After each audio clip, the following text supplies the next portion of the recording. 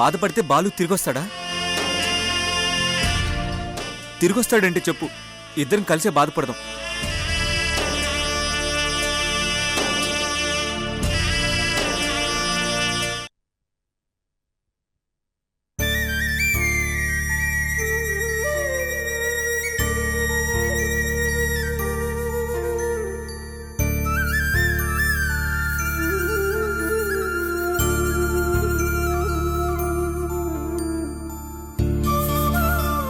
బాలుని మనం తీసుకురాలేం బసవా, కానీ నీల జీవితంలో సంతోషం మాత్రం తీసుకురావాలి. ఎలా మైథిలి? వెంటనే నీల సూర్యుల పెళ్లి జరగాలి.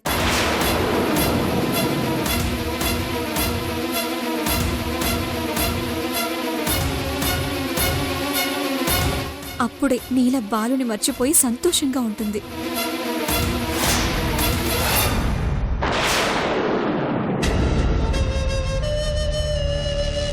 నీల ఒప్పుకుంటుందా మైథిలి? ఒక పక్క బాలు పోయిన బాధలో ఉండగా ఆ మాట మనం తనని అడగగలమా? అవును మైథిలి, మావగాడు పోయాడని తెలిసి 4 రోజులైంది. అయినా నేనింకా దిగులుతోనే కూర్చునుంది. దుర్గమ్మ చెప్పినా, సూర్య చెప్పినా, ఆఖరికి నేను చెప్పినా తనింకా బాలు జ్ఞాపకాల నుంచి బయటికి రాలేకపోతుంది. ఇలాంటి పరిస్థితుల్లో తనని పెళ్లి గురించి అడగాలి బసవా. నీలని పెళ్లి కొప్పించాలి. ఎందుకంటే నీలని ఇప్పుడు సంతోషంగా ఉంచగలిగేది సూర్య ఒక్కడే.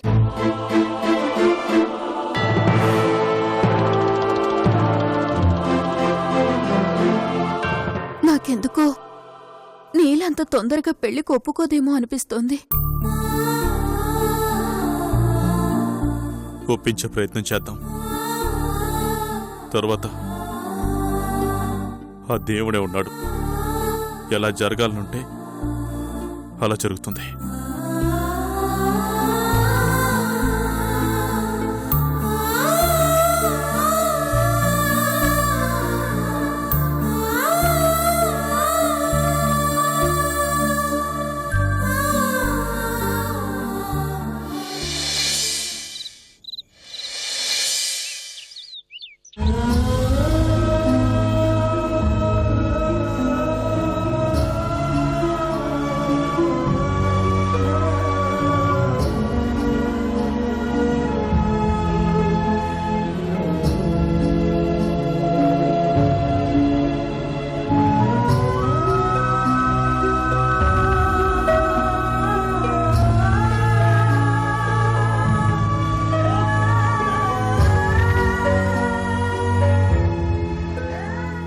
నమస్కారం అమ్మా. రా బసవా, అంతా కులాసాయనా? చిన్నమ్మ రాలేదేంది? లేదమ్మా, నేను ఒక్కడే వచ్చాను. ఉండు బసవా, నేను పోయి మజ్జిగ తీసుకొస్తా. అమ్మా, నేలాడందే. తనేనే ఉండాది, కాని తన మనసు ఇంకేడనో ఉండాది. నువ్వెంగిలి పడితేనే నాకు ముద్ద దిగేది అని సూర్య ముండికేస్తే నిన్న కాస్త తిన్నది. అడిగినందుకు అన్నం తినగలిగినది కాని ఆలోచన మాత్రం ఇంకా బాలు మీదే ఉండాది బసవా. కట్టుకోబోయేవాడిగా సూర్య, కాబోయే అత్తగా నేను ఎంతో చెప్పి చూసినాం. కాని ఇంకా తన మనసు కుదుట పడలేదు. ఇంక నీల ఈ అన్న మాటైనా ఇంటాదేమో చూడాలా.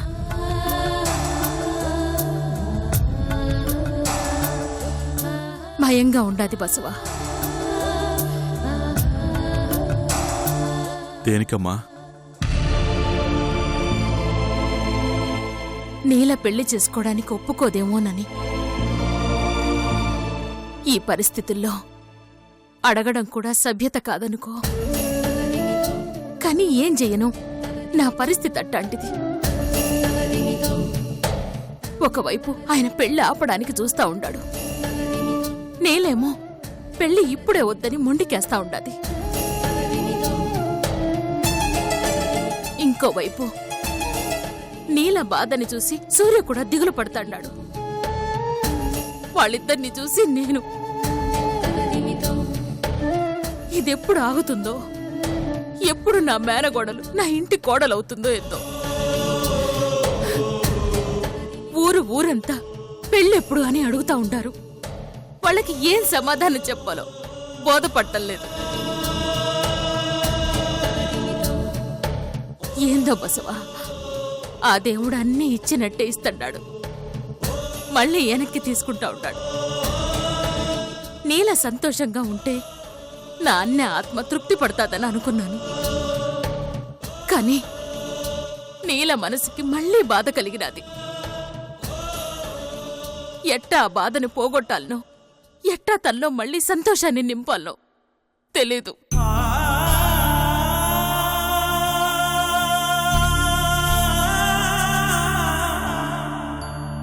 నేల యాడుందమ్మా?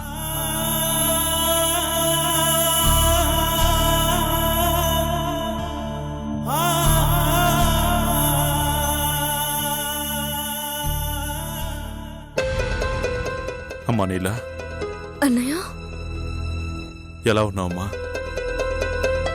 బానే ఉన్నానన్నయ్య. ఆ మాట నా కళ్ళలో చూసి చెప్పు.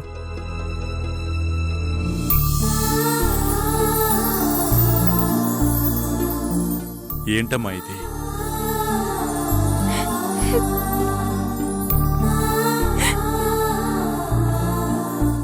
నా వల్ల కావడం లేదన్నయ్య.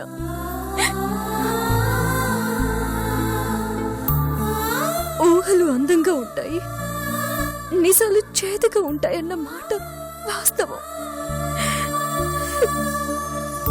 బాలు లేడన్న నిజం తెలియకుండా బాగుండేది. కనీసం వాడు నా ఊహలో ఎక్కడో ఒక చోట బ్రతుకున్నాడన్న సంతోషమైన నాలో ఉండేది. కానీ ఇప్పుడు వాడు లోకానికి దూరమయ్యాడు, నేను ఆనందానికి దూరమయ్యాను.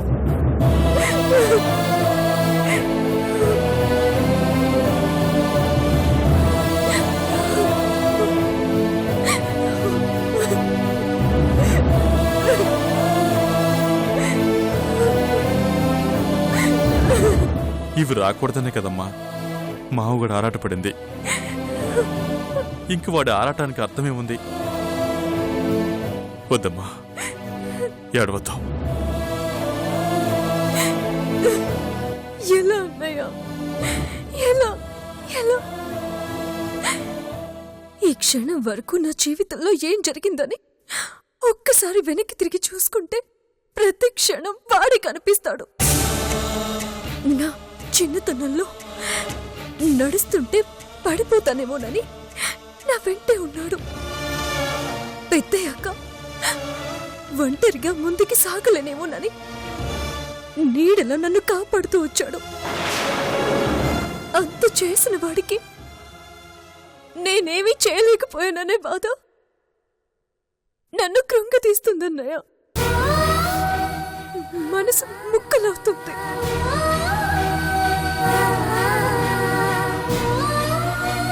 నాకు తెలుసన్నయ్య, నా జీవితం ఇక్కడితో ముగిసిపోలేదని. కానీ వాడి జీవితం ముగిసిపోయిందన్నయ్య. నా సంతోషం కోసం బ్రతికినవాడు ఇప్పుడు నాతో లేడు. ఇకపై రాడు అంటేనే కన్నీళ్ళు కట్టలు తెంచుకొస్తున్నాయి.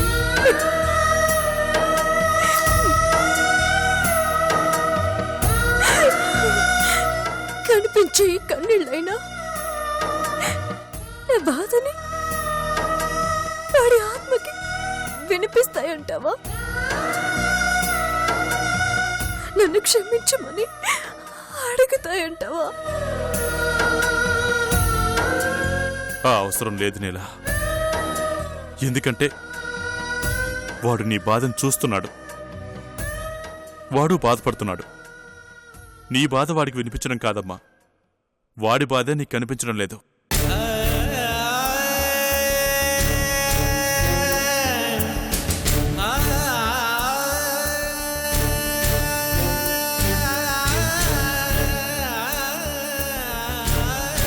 వాడు లేడని నువ్వెందుకు అనుకుంటున్నావు?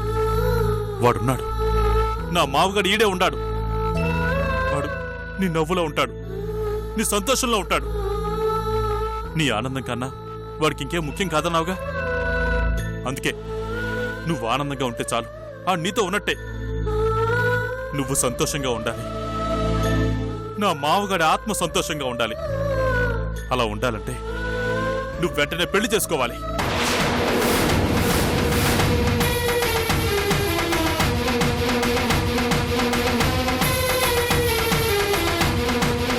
అన్నయ్య, నువ్వింకేం చెప్పదు నెల.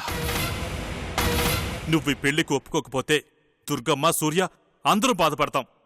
అందరికంటే ముందు నువ్వు పెళ్లి చేసుకుంటే సంతోషపడతాడన్న మామగాడి ఆత్మ బాధపడుతుంది. అర్థం చేసుకోమ్మా. వాడికి నువ్వేం చేయలేకపోయానన్నావుగా, ఇదేనమ్మా వాడికి నువ్వు చేసేది. అప్పుడే పోయిన వాడి ప్రాణానికి, ఇన్ని రోజులు వాడి కష్టానికి అర్థం ఉంటుంది. కాదనుకమ్మా, ఒప్పుకో.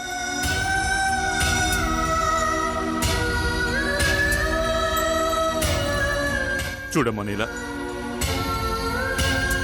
నవ్వుతూ తుళ్ళుతూ ఉండే మామగాడు ఈరోజు బతికిలేడు. కనీసం నువ్వు సంతోషంగా ఉండాలన్న వాడి ఆశయాన్నైనా బతికించమ్మా.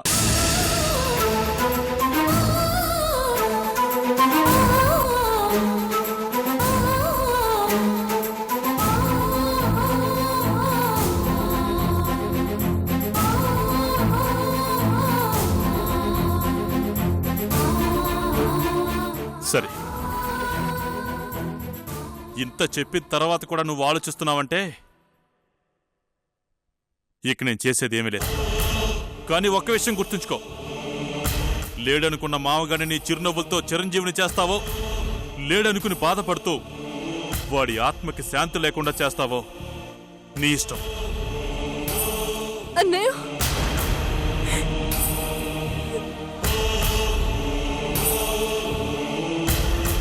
నా ఆనందంలోనే బాలు బ్రతికున్నాడంటే వాడి కోసం ఇక మీదట ప్రతి క్షణం ఆనందంగా ఉండడానికి ప్రయత్నిస్తాను. నేను పెళ్లి చేసుకుంటానన్నయ్య.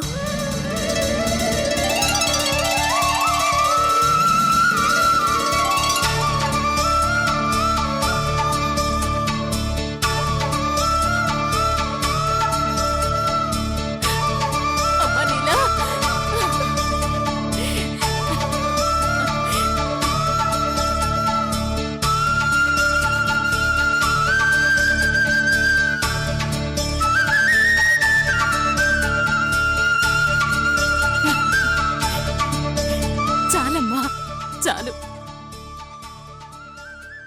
నువ్వు పెళ్ళొద్దంటావేమోనని ఎంత కంగారు పడ్డానో తెలుసా? ఇప్పుడు నా మనసు కుదురు పడ్డానమ్మా. బసవా, నేను చెప్పినానా? నీలా నీ మాట కాదని చెప్పినానా?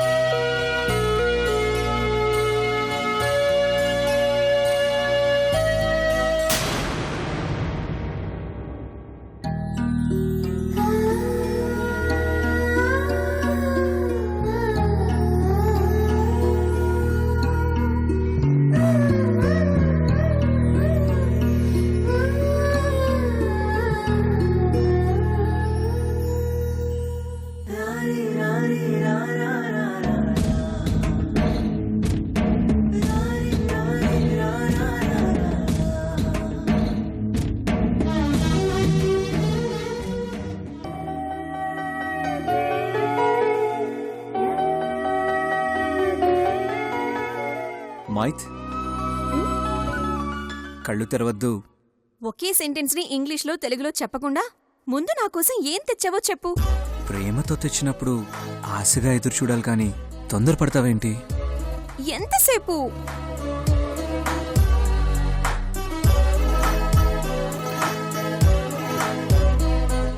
Open your eyes. వావ్! ఇది ఆ రోజు మన షాప్ లో చూసిందే కదా? ఎస్, అప్పుడు కొంటానంటే వద్దన్నా. నేను కొనిద్దాం అనుకున్నాను కాబట్టి. పానీ, ఇది కళా నిజమా? నాకు డౌట్గానే ఉంది. టెస్ట్ చేయనా? ఎలా? కొంపదీసి గిల్లుతావా ఏంటి? మ్మ్హ్మ్. మరి చెప్పనా? అర్థమైందిలే. అవును, ఇలాంటి గిఫ్ట్లు ఇవ్వటం తీసుకోవటం నచ్చదని మ్యారేజ్కి ముందు చెప్పినట్టు గుర్తు. అది మ్యారేజ్కి ముందు, ఇప్పుడు కాదు. పెళ్ళైన తర్వాత కొన్నిటికి ఇంపార్టెన్స్ ఇవ్వాలని తెలుసుకున్నాను. పాణి, నువ్వేనా ఇలా మాట్లాడేది? ఏ? ఏం లేదు, నీది మెటీరియలిస్టిక్ లైఫ్ కదా. ప్రేమించడం అంటే కూడా ఒక జాబ్లా ఫీల్ అవుతావు. దానికి కూడా పర్టికులర్ గా టైం ఫిక్స్ చేసుకుంటావు. అలాంటి నువ్వు నా కోసం ఒక షాప్కి వెళ్ళి నాకు నచ్చిన దాన్ని కొనుక్కొచ్చావంటే గ్రేట్. చాలా కష్టపడినట్టున్నా. అవును, వారం అంతా ఓవర్ టైం కూడా చేశాను. నీకు శాలరీ బాగానే వస్తుందే, ఓవర్ టైం చేయడం ఎందుకు? ఎందుకంటే నా వైఫ్ కోసం దీన్ని కష్టపడి కొనాలనుకున్నాను. రోజు ఆఫీస్లో చేసేది ఇదేగా, మళ్ళీ ఇదేంటి సెపరేట్ గా కష్టపడ్డాం? రోజంతా కష్టపడి వర్క్ చేసేది నా జాబ్ సాటిస్ఫాక్షన్ కోసం. దాంతో వచ్చే శాలరీతో కొంటే కిక్కే ఉంది. అందుకే కేవలం నీకోసం, నీకు ఈ గిఫ్ట్ ఇవ్వడం కోసం ఓవర్ టైం చేశాను.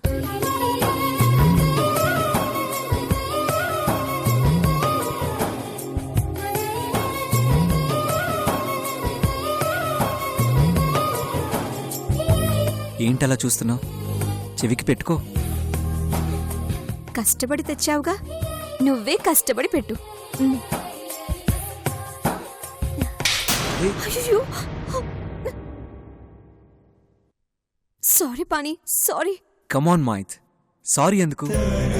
నువ్వు ప్రేమగా తెచ్చావుగా, అది చేజారిపోయింది అందుకు. చేజారిపోతే పర్వాలేదు, నేను ఫీల్ అవను. కానీ నన్ను చేజారనివ్వకు, తర్వాత నీకు దొరకను.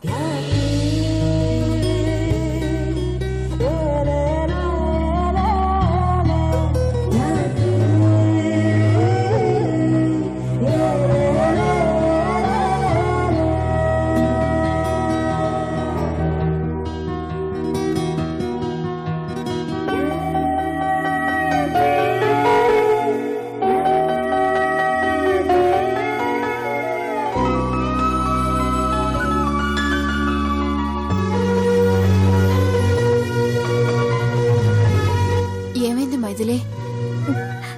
ఏం లేదు చిన్నమ్మా, కంట్లో నలుసు పడితేను. నలుసు పడితే వచ్చే కన్నీళ్లకి, మనసు బాధపడితే వచ్చే కన్నీళ్లకి తేడా ఏంటో నాకు తెలుసు మైథిలి. నేను పెళ్ళైన ఆడదాన్నే. భర్త తోడు లేకపోతే ఆ ఆడదాని మనసు ఎంత నరకయాతన పడుతుందో నేను ఊహించగలను. అయినా ఇదంతా నా వల్లే. నన్ను క్షమించు మైథిలి. చిన్నమ్మా, ఏంటా మాటలు? నువ్వేమైనా కావాలని చేసావా? ఇదంతా నా దురదృష్టం. పాపం చేసింది నువ్వు కాదు మైథిలి, ఓ ముసలోడు లింగం. వాళ్ల వల్లే నీకిన్ని కష్టాలు. వాళ్ళని ఊరికే వదలకూడదు. నువ్వు పడుతున్న దానికన్నా రెట్టింపు కష్టం వాళ్ళు పడాలి. నాలో అనుమానం కలిగించిన వాళ్లే పాణిలో అనుమానం పోగొట్టాలి. వాళ్ళని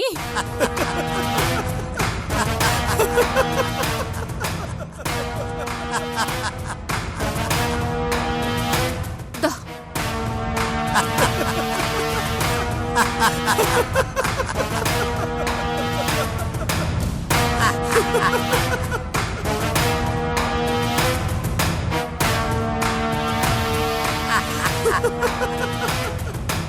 మేమేడుస్తుంటే మీరు నవ్వుతో హాయిగా ఉంటారా? చెప్తా. మైథిలి, పద.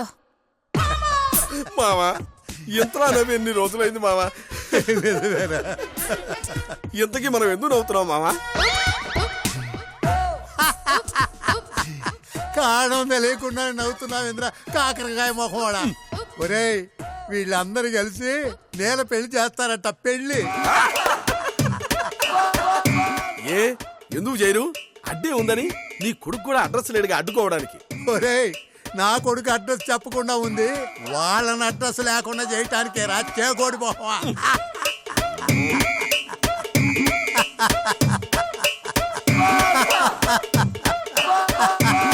మావా నువ్వు మాటల్లో పెట్టి మరీ తిట్టేస్తున్నావు. ఇదేం బాలేదు. తిడతాన్రా, ఇంకా తిడతా. ఒరేయ్ ఎందుకంటే ఈ రోజు నేను చాలా సంతోషంగా ఉన్నా. ఎందుకు మావా అంత సంతోషం? ఆ బసవుడు ఇంట్లో లేడుగా. ఓహో అదే నీ ధైర్యం. ఆ